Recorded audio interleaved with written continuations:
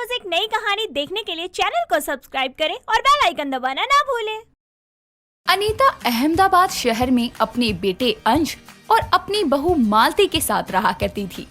अनीता का स्वभाव वैसे तो बहुत अच्छा था, लेकिन वो जहाँ भी पैसे देखती वहीं फिसल जाती। फिर उसके अलावा उसे कुछ दिखाई नहीं देता।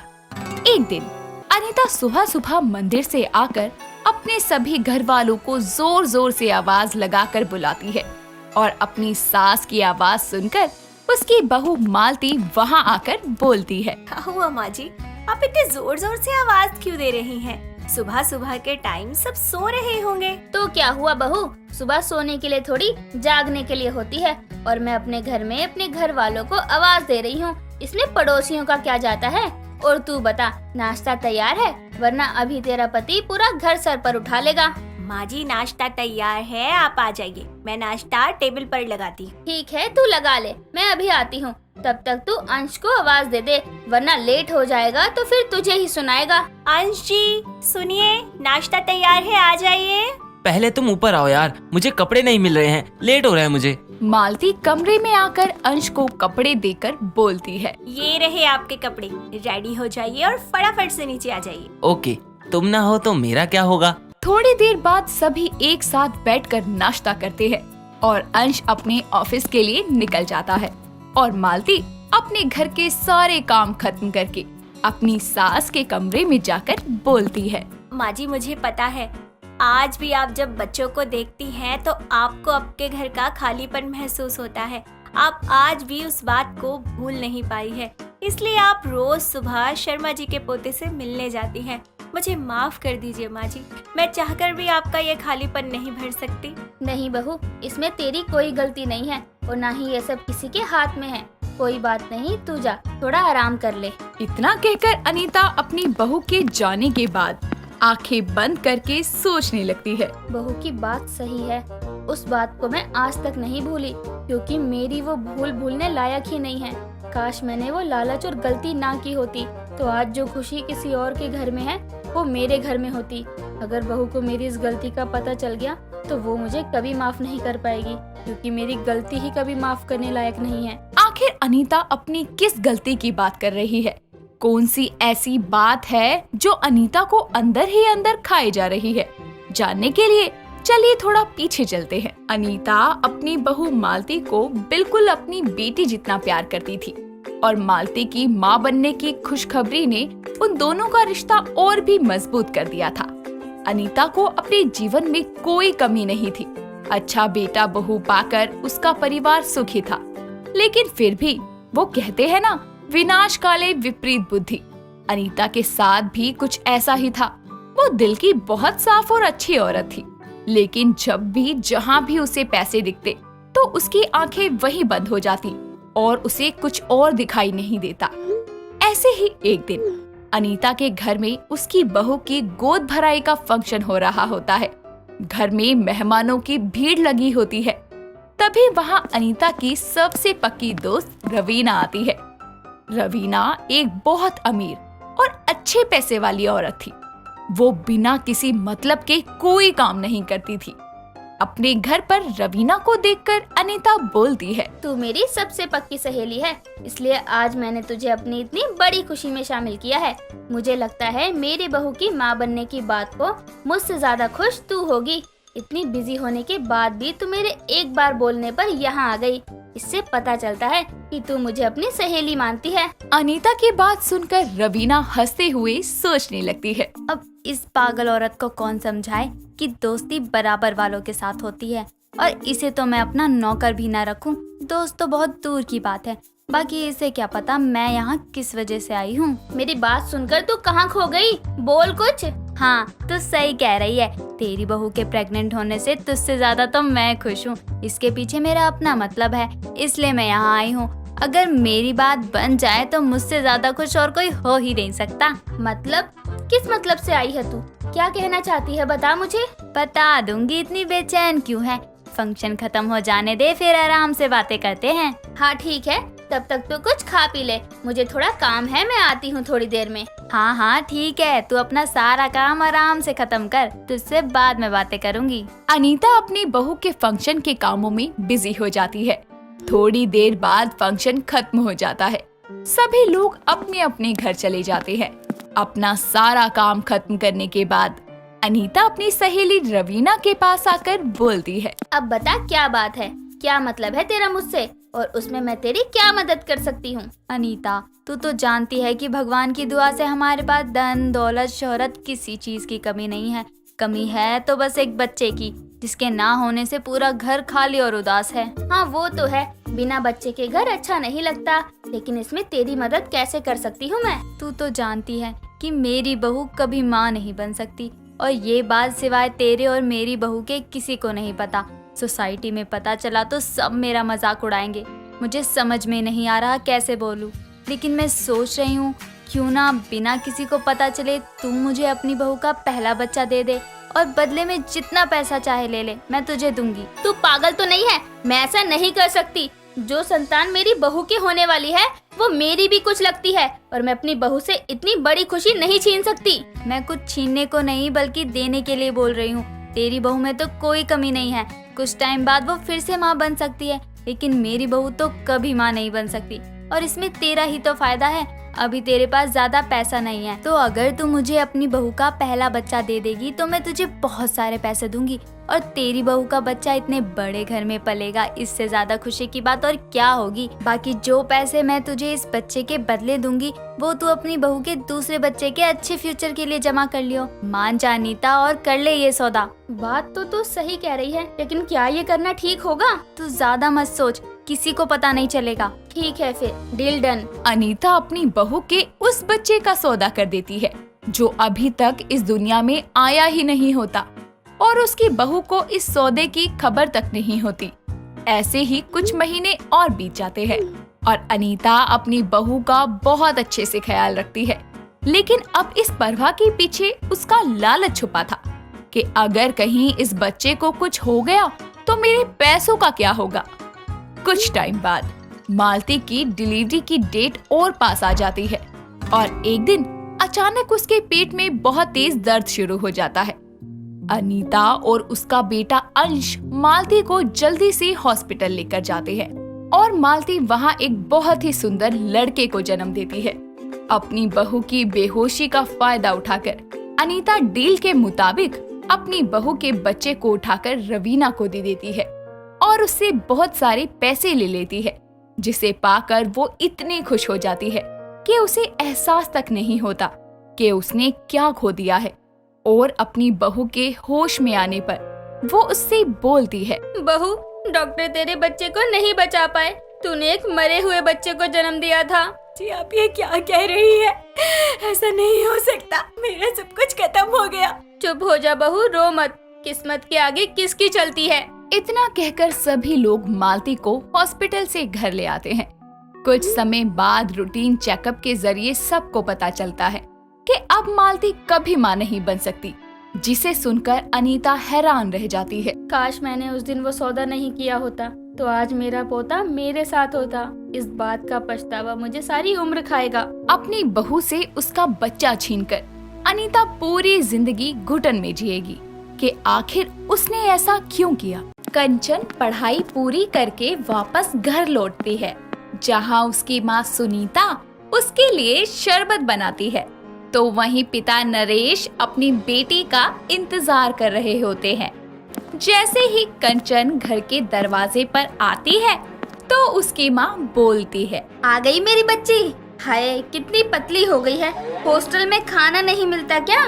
माँ, आप बिना कुछ भी बोलती हैं। अरे आजकल की लड़कियों को पतला ही रहना चाहिए। अरे क्या अब उसको दरवाजे पे खड़े खड़े सुखा रही हो?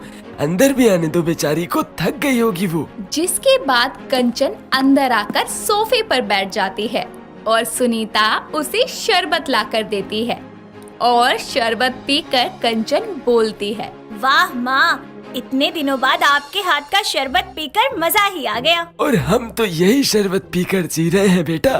क्या करें, जब से तू गई है तब से तेरे हाथ से बना 56 भोग जैसा खाना खाने को नहीं मिलता। हाँ हाँ, मैं तो जैसे आपको भूखा ही रखती हूँ। बेटी आई नहीं कि अपनी फरमाइशें चालू हो गई बस। माँ पापा आप दोनों कभी नहीं सुधरोगे। पता नहीं आपकी ये शिकायत करने की आदत कब जाएगी। ये सब तो चलता रहता है बेटा। तू आज एक काम कर, अपने हाथ से बना कुछ बढ़िया सा खिला दे। कुछ क्यों पापा, मैं आपको 56 भोग बनाकर खिलाऊंगी। इतना कहकर कंचन जल्दी से हाथ मुंह धोती है और फिर किचन में 56 भोग बनाने चली जाती है और कुछ ही देर में खाना तैयार करके टेबल पर लगा देती है। खाने को देखकर उसके माता पिता बोलते हैं, हाय कितनी गुनी है मेरी बेटी, ऐसा 56 भोग तो कोई भी नहीं बना पाएगा, वो भी अकेले। अरे मैं तो कहती हूँ जिसके भी घर जाएगी उसके तो भाग ही खुल जाएंगे। 16 आने सच कह रही हो भगवान। जिसके बाद सब साथ में बैठकर खाना खाते हैं। ऐसे ही कुछ दिन बीतते हैं और कंचन जब भी खाना बनाती तो 56 भोग ही बनाया करती। ऐसे ही एक दिन कंचन के लिए रिश्ता आता है और उस दिन भी कंचन 56 भोग ही बनाकर मेहमानों के सामने रखती है। दोनों माँ बेटे कंचन का बनाया हुआ 56 भोग खाकर अपनी उंगलियां चाटते रह जाते हैं।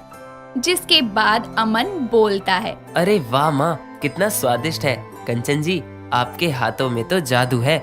आप शादी के बाद भी ऐसा ही 56 भोग बनाएंगी ना? जी क्यों नहीं, मुझे 56 भोग बनाना बहुत पसंद है। मैं आपके लिए रोज तरह तरह का खाना बनाऊंगी। जिसके बाद एक अच्छा दिन देखकर कंचन और अमन के घर वाले उनकी शादी करवा देते हैं। ससुराल में भी अपनी पहली रसोई की रस्म में कंचना 56 भोग ही बनाती है। ऐसे ही दिन बीतते हैं और कंचन नए नए तरीकों से 56 भोग बनाया करती। कभी उसमें मराठी तो कभी गुजराती या फिर बिहारी खानों का मिश्रण डाला करती, तो कभी चाइनीज खाने का। इसी तरह वो रोज ढेर सारा खाना बनाया करती। ये देखकर एक दिन उसकी सास बोलती है, बहू ये क्या रोज रोज तू 56 भोग बनाती रहती है, कभी सादा खाना भी बना लिया कर। अरे इसको बनाने में जितनी तेरी मेहनत लगती है ना, अरे उससे कई ज्यादा तो इसे बनाने का खर्चा आता है। लेकिन माँ जी, मैं तो रोज अलग और नई चीजों को मिलाकर बनाती हूँ ना। अरे ओ बैल बुद्धि, 56 भोग को अलग अलग तरीके से बनाने से क्या फर्क पड़ जाएगा। बनाती तो फिर भी तू ढेर सारा ही है और जो बच जाता है उसे फेंक देती है। अरे मैं पूछती हूँ, इसके लिए पैसे क्या पेड़ से टपकते हैं? माँ जी, मुझे नहीं अच्छा लगता वो सब खाना। अरे क्या मजा आता है रोज रोज सादे से दाल चावल खाने में। अरे आपको तो भगवान का धन्यवाद करना चाहिए कि आपको इतनी अच्छी बहू मिली है। हे भगवान, लोग कहते हैं कि नई नवेली बहू घर में लक्ष्मी का रूप लेकर आती है और एक मेरी बहू है 56 भोग बना बनाकर घर की सारी लक्ष्मियां लुटा रही है। निर्मला के इतना सब कहने के बाद भी कंचन को कोई फर्क नहीं पड़ता और वो रोज 56 भोग बनाती। ऐसे ही एक दिन निर्मला कंचन को बोलती है, बहू आज रात में खिचड़ी बना दियो, मेरे पेट में कुछ दर्द सा हो रहा है। इतना कहकर उसकी सास वहाँ से चली जाती है और रात को जब अमन ऑफिस से घर आता है तो फ्रेश होकर खाना खाने टेबल पर बैठ जाता है। तो टेबल पर वही पनीर, छोले, पूड़ी, मिठाई जैसे 56 भोग दिखता है। जिसके बाद वो गुस्से में आकर बोलता है, ये क्या है कंचन, तुमने फिर वही रोज की तरह 56 भोग लाकर परोस दिया, और वो भी इतना सारा। कभी कुछ सिंपल और हल्का भी बना लिया करो यार। वही तो, अरे 3 लोगों के लिए भी ये 56 भोग बना के रख देती है। अरे इतना सारा खाना रोज रोज कौन खाएगा? मुझे तो डर लगता है कहीं एक दिन में ये 56 भोग खाते खाते टपक ना जाऊं। अरे मुझे समझ नहीं आता, आप लोगों को जब बना बनाया अच्छा खाना मिल रहा है तो आप लोगों को खाने में भी दिक्कत है। कंचन की ये बात सुनकर अमन और निर्मला समझ जाते हैं कि उनके कहने से कंचन नहीं समझने वाली। इसीलिए वो दोनों मिलकर कंचन को सही रास्ते पे लाने के लिए प्लान बनाते हैं। और एक दिन अमन जब ऑफिस से घर आता है तो वो बोलता है, माँ, कंचन ऑफिस दूसरी जगह शिफ्ट हो गया है, जिसके कारण कुछ एम्प्लॉयज को नौकरी से निकाल दिया है, जिसमें मैं भी शामिल हूँ। और आप दोनों को तो पता है कि ये घर हमें ऑफिस की तरफ से ही मिला था, तो अब हमें इसे भी छोड़ना पड़ेगा। क्या? अब हमें ये घर छोड़ना पड़ेगा? अमन जी, फिर हम कहाँ जाएंगे? मैंने अपनी सेविंग से एक छोटा सा घर किराए पर लिया है। अब हमें वहीं रहना होगा जब तक कि मुझे कोई दूसरी नौकरी नहीं मिल जाती। ये सब सुनने के बाद तो जैसे कंचन के होश ही उड़ जाते हैं। फिर वो तीनों अपना जरूरी सामान लेकर किराए के मकान में रहने लगते हैं। और ऐसे ही एक दिन कंचन अपनी सास से बोलती है, माँ जी, बाजार से कुछ सब्जियाँ ले आइए ना, घर में कुछ भी नहीं है बनाने को। अरे तुझे तो पता है कि सब्जियां फ्री में नहीं मिलती, और मेरे पास पैसे नहीं है कि मैं रोज रोज कुछ अलग अलग खरीदूं, तो जो कुछ भी घर में है वही बना दे।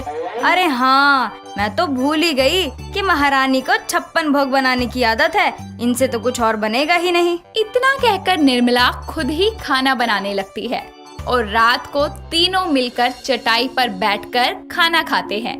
तो कंचन अपने सामने थाली में नमक और रोटी देखकर बोलती है, माँ जी, ये क्या है? नमक और रोटी? अरे मैंने अपनी पूरी जिंदगी में कभी ऐसा खाना नहीं खाया। छी, ये कितना बेस्वाद है, इसमें कोई मजा नहीं है। हाँ, तो अब तेरे लिए 56 भोग परोसूं क्या? देख बहू, दिन हमेशा एक जैसे नहीं होते। जो रखा है सामने वो खा ले, और अगर नहीं खाना तो भूखी मर। इतना बोलकर वो खाना खाने लगती है और कंचन को एहसास होता है कि सच में उसने कितना खाना वेस्ट किया है और अब वही खाना उसके नसीब में नहीं है। फिर वो दुखी होकर बोलती है, माँ जी, अमन जी, मुझे समझ आ गया है कि खाने की क्या अहमियत होती है। आप लोग जो भी कहते थे वो बिल्कुल ठीक था। खाना हमेशा हिसाब से ही बनाना चाहिए। तो अब तुम्हें खाने की अहमियत पता चल ही गई। तुम जानती हो, जितना खाना बचा तुम फेंक देती थी उतना तो किसी को नसीब भी नहीं होता। हाँ बहू, और 56 भोग कभी कभी ही अच्छा लगता है, हमेशा नहीं। और तुझे इस बात का एहसास हो, इसीलिए हम सब ने ये नाटक किया। नाटक मतलब? मतलब ये कि मेरी कोई नौकरी नहीं गई और ना ही हमारा घर हमसे लिया गया है। वो तो तुम्हारे हाथ का बना 56 भोग बार बार ना खाना पड़े और बाकी खाना ऐसे बर्बाद ना हो, इसीलिए हमने ये सब किया। ऐसे ही अगले दिन वो लोग अपने पहले वाले घर में आते हैं और अब कंचन अपनी सास से सिंपल सादा खाना बनाना सीख लेती है। ऐसे ही कंचन और उसका परिवार खुशी खुशी रहने लगता है। पूजा बहुत प्यारी और सुलझी हुई लड़की थी जिसे नई नई घड़ियां पहनने का बहुत शौक था। उसके पिता किशोरी लाल का निधन उसके बचपन में ही हो गया था। उसकी माँ माया भी अपनी बेटी को किसी चीज के लिए भी रोका टोका नहीं करती। ऐसे ही एक दिन पूजा अपनी माँ से बोलती है, माँ, मुझे 5000 रुपए दे दो। मार्केट में नई घड़ी आई है, मुझे वो लेनी है। बेटा, कैसी बातें करती है? तूने अभी तो 10,000 की घड़ी ली थी और अब फिर से? माँ, अगर पिताजी जिंदा होते ना तो वो मुझे कभी मना नहीं करते। काश उस दिन उनके साथ साथ मैं भी इस दुनिया से चली गई होती। इतना बोलकर पूजा रोती हुई अपने कमरे में चली जाती है और बेचारी माया का दिल बुरी तरह टूट जाता है। माया अपने घर की तिजोरी से अपनी दवाई के लिए बचाए हुए पैसे निकालती है और पूजा को देती हुई बोलती है, गुड़िया, ऐसी छोटी छोटी बातों पर रोया नहीं करते बेटा। ये ले पैसे और ले आ जो तुझे चाहिए। सच्ची माँ, तुम बहुत प्यारी हो। I love you. और मुझे माफ कर दो, मैंने गुस्से में तुम्हें ज्यादा ही कह दिया। सॉरी माँ। कोई नहीं बच्चे, मुझे पता है तू मुझसे बहुत प्यार करती है मेरी लाडो। तेरे बिना मेरा है ही कौन, फिर कभी ऐसा मत कहना। पूजा पैसे लेकर खुशी खुशी वॉच शॉप पर जाती है और सेल्समैन से बोलती है, भैया, ये घड़ी कितने की है? मैं मात्र 5000 रुपए, आज ही आई है मार्केट में, ब्रांड न्यू है। ओके, पैक कर दो। पूजा वॉच लेकर घर आती है और अपनी माँ को दिखाती हुई बोलती है, माँ देखो, ये घड़ी कितनी सुंदर है, बस 5000 की है। तू खुश है बेटी, मुझे और कुछ नहीं चाहिए। पूजा वॉच को ले जाकर अपनी बाकी की घड़ियों के साथ रख देती है और कपड़ों से मैचिंग की दूसरी घड़ी पहनकर कॉलेज जाती है, जहाँ उसका बॉयफ्रेंड उसे बोलता है, पूजा, इतनी लेट क्यों आई तुम? कहाँ थी? जान, मेरी माँ ने मुझे नई घड़ी दिलवाई है, वो भी पूरे 5000 की। पूजा, तुम्हारे पिता के देहांत के बाद तुम्हारी माँ ने तुमको बहुत प्यार से पाला है तुमको उनके पैसे ऐसे फिजूल खर्च नहीं करवाने चाहिए। ओ हेलो, फिजूल खर्ची किसे बोल रहे हो? अरे एक ही तो शौक है मेरा घड़ियों का, अब वो भी पूरा ना करूं? खुद तो तुम इतने चिंदी हो कि आज तक मुझे कुछ नहीं दिलवाया, टॉफी तक नहीं दिलवाई। अब मेरी माँ दिलवा रही है तो भी तुम्हें मिर्चियाँ लग रही हैं। तुमको तो समझाना ही बेकार है। आज के बाद मुझसे कभी बात मत करना। एक दिन तुम्हें खुद समझ आ जाएगा कि तुम अपने बेफालतू के शौक पूरे करने के लिए कितना गलत कर रही हो। साहिल इतना बोलकर चला जाता है और पूजा भी अपनी क्लासेस लेकर वापस घर आ जाती है। घर आकर पूजा देखती है कि उसकी माँ बेड पर पड़ी हुई खांस रही है, जिसे देखकर पूजा उसे उठाती हुई बोलती है, माँ क्या हुआ, तुम ठीक तो हो ना? हाँ बेटा, मैं ठीक हूँ। वो मेरी दवाई खत्म हो गई थी तो तू ले आ और बचे हुए पैसे मुझे लाकर दे दियो। तेरे पिताजी की पेंशन थोड़ी ही बची है और उससे ही घर चलाना है। ठीक है माँ, जैसा तुम बोलो। पूजा दवाई लेने निकल जाती है और दवाई लेकर आते हुए उसे दिखाई देता है कि वॉच की उसी शॉप पर सेल लगी है। पूजा को कुछ समझ नहीं आता और वो शॉप के अंदर चली जाती है, जिसके बाद सेल्समैन उसे देखकर बोलता है, अरे मैम, आप परसों ही तो 5,000 की घड़ी लेकर गए थे। ओ, तो अब मुझे तुमसे पूछ के घड़ी खरीदनी है क्या? सॉरी मैम, मेरा वो मतलब नहीं था। बताइए आपको क्या दिखाऊं?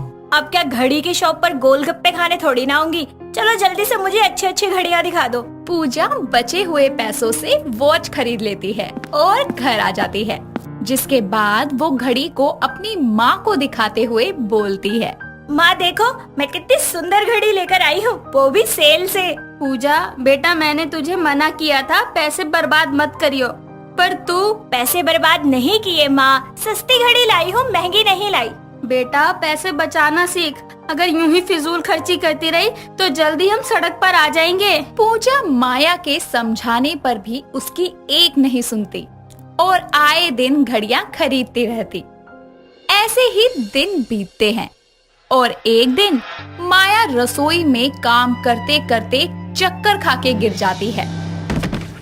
तभी वहाँ पूजा आती है और अपनी माँ को ऐसे देखकर घबरा जाती है, जिसके बाद वो तुरंत उसे हॉस्पिटल लेके जाती है, जहाँ जाने पर डॉक्टर माया को देखकर पूजा से बोलती है, अरे ये क्या हो गया इनको? डॉक्टर पता नहीं माँ को क्या हुआ, वो अचानक से बेहोश हो गई। पहले तो बिल्कुल ठीक थी। नहीं मिस पूजा, आप गलत हैं। आपकी माँ को पिछले 6 महीनों से लंग्स में दिक्कत है। ये अपना इलाज करवाने इसी हॉस्पिटल में आती हैं। मैंने इन्हें कई बार बोला है कि अपना ऑपरेशन करवा लें, पर ये हर बार ये बोल के टाल देती थी कि मेरी पूजा के लिए घड़ी लेनी है। लेकिन अब अगर इन्होंने 1 हफ्ते के अंदर अंदर ऑपरेशन नहीं करवाया तो इन्हें बचाना बहुत मुश्किल होगा। डॉक्टर कितने पैसों की जरूरत है? ऑपरेशन का खर्चा 50,000 रुपए तक आएगा। पूजा को डॉक्टर की बात सुनकर गहरा सदमा लगता है और उसे अपनी गलती का एहसास होता है कि कैसे वो अपने शौक को पूरा करने के लिए अपनी माँ से जिद करके पैसे लेती थी और माया कैसे भी करके उसे पैसे दे देती थी। पूजा फूट फूट कर वहीं रोने लगती है और अपने हाथ की घड़ी उतारकर फेंक देती है, जिसके बाद वो भागी भागी साहिल के पास जाती है और उससे बोलती है, साहिल, मुझे 50,000 रुपए की बहुत जरूरत है, प्लीज मेरी मदद कर दो। क्यों, क्या हुआ? मार्केट में कोई नई घड़ी आई है क्या? नहीं, मेरी माँ बीमार है, उनके इलाज के लिए चाहिए, वो कमला हॉस्पिटल में एडमिट है। शर्म करो पूजा, एक घड़ी के लिए झूठ तो मत बोलो। और वैसे भी मैंने तो आज तक तुमको एक टॉफी भी नहीं दिलवाई ना, तो अब क्यों करूं मैं मदद तुम्हारी? लेकिन साहिल पूजा की बात पर यकीन नहीं करता और वहाँ से चला जाता है, जिसके बाद पूजा रोते हुए खुद से बोलती है, भगवान, अगर मैंने फालतू खर्चे किए ना होते तो आज मेरी माँ ऐसे जिंदगी और मौत के बीच में झूल नहीं रही होती। मैंने अपने शौक को पूरा करने के लिए अपनी माँ की जान को खतरे में डाल दिया। कितनी बुरी बेटी हूँ मैं। पूजा बेचारी रोते हुए अपनी बात सेल्समैन को बताती है, जिसे सुनकर वो बोलता है, मैम, मैं आपके पैसों से तो मदद नहीं कर सकता, पर आपको एक सलाह दे सकता हूँ। प्लीज बताओ, मैं अपनी माँ के लिए कुछ भी कर सकती हूँ। मैम, हमारी कंपनी पुरानी घड़ियाँ भी खरीदती है। अगर आप चाहें तो अपनी पुरानी घड़ियाँ हमें बेच सकती हैं। शायद आपकी कुछ मदद हो जाए। और हमारे यहाँ एक फीमेल सेल्स गर्ल्स की भी जरूरत है। अगर आप चाहे तो हमारे यहाँ काम भी कर सकती हो। आपने तो मुझे मेरी जिंदगी दे दी, थैंक यू। पूजा भागी भागी अपने घर आती है और अपनी सारी घड़ियों को उठाकर उनसे बोलती है, तुम मेरे लिए इम्पोर्टेंट हो पर मेरी माँ से ज्यादा नहीं। पूजा अपनी सब वॉच को ले जाकर दुकान पर बेच देती है। इसी के साथ साथ दुकान पर काम करना भी स्वीकार करती है। पूजा जल्दी से जैसे तैसे हॉस्पिटल पहुंचती है तो देखती है कि उसकी माँ का ऑपरेशन शुरू हो गया है और साहिल बाहर खड़ा है।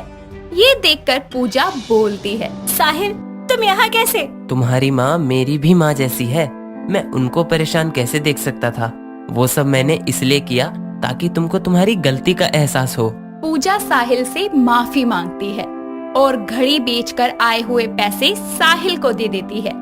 कुछ देर बाद में पूजा की माँ को होश आता है और पूजा माया से भी माफी मांगती है, जिसके बाद पूजा घड़ी का शौक छोड़ देती है और घड़ी की दुकान पर काम करना शुरू करती है। इसी के साथ साथ पूजा समझ जाती है कि शौक और पागलपन में फर्क होता है। दोस्तों, अगर आपको ये कहानी पसंद आई तो इसे लाइक करें, शेयर करें और कमेंट करके बताएं कि कहानी में आपको सबसे अच्छा क्या लगा।